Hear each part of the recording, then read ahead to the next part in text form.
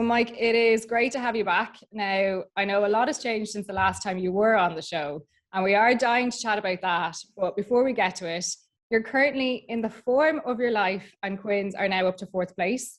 So I suppose, apart from Gustard's departure, what has changed at the club to spark such an incredible turnaround? Yeah, look, it's probably one of a few things. I think the players have massively been empowered to sort of take ownership of things, and we're kind of, especially as a spine of a team and leadership group, trying to really take ownership and lead as much as possible, say how we want to play, say how we want to do things. I've never been in an environment where the players have taken this much ownership and responsibility on board. But the guys are really loving it. And I think the fact that we're allowed to have a massive say in how we want to play and how we want to do things means that, you know, everything kind of falls on us, which gives us a sense of responsibility and you know, it makes us really want to go out there and perform, I guess. So I think that's the main thing. But we're just kind of sticking, or trying to stick to what a lot of us have been brought up on at the club. You know, us academy guys, or guys like Danny that have been at the club for so long. You know what we're really about as a club, Harlequins. You know, tempo, playing from anywhere. You know, counter attack. But also we do have another side to our game, which I guess people don't really notice. Is I think our game management has been really good.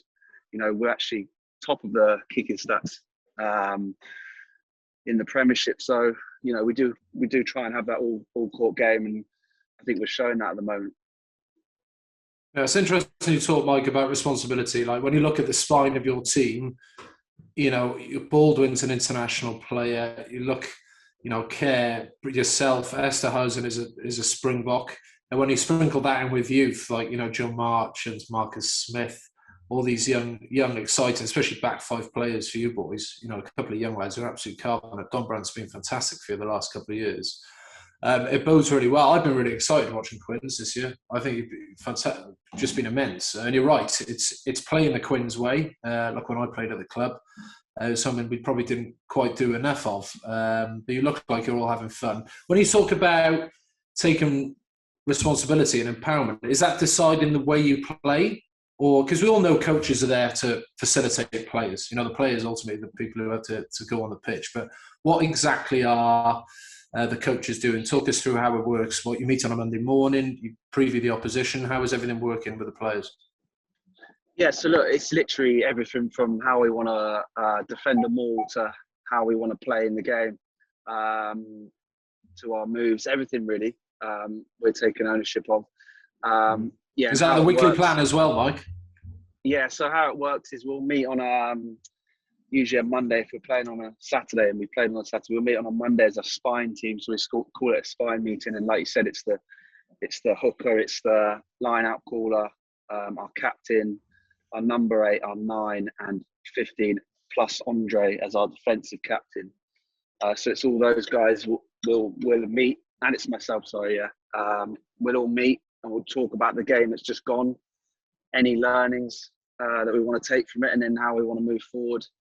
And that's on the pitch and also off the pitch, the messages we want to put on the group, how we want to talk in the week, the environment we want to have, standards, all those sort of things we put on ourselves to really drive. So, for example, at the moment, we're really talking about Premiership winning standards in everything we do, from around our environments on the pitch. So we're really pushing that because we're all desperate to make that top 4 and then go on and win it. You know, we're in a great position at the moment, but we're only going to do that if we have those standards in everything we do. So from just looking at the weekend, we didn't have those standards. We spoke about that in the sparring group. We didn't have those standards in the first, I'd say, 20 minutes against Worcester. You know, it was they score, we score, they score sort of thing going on. And if we want to win the Premiership, we're not going to be able to do that against people like Bristol and Exeter. So that's what we've been speaking about in everything we do this week. And that's kind of how it works, really. And yeah, like I said, the coaches kind of facilitate that and then adjust their sessions accordingly.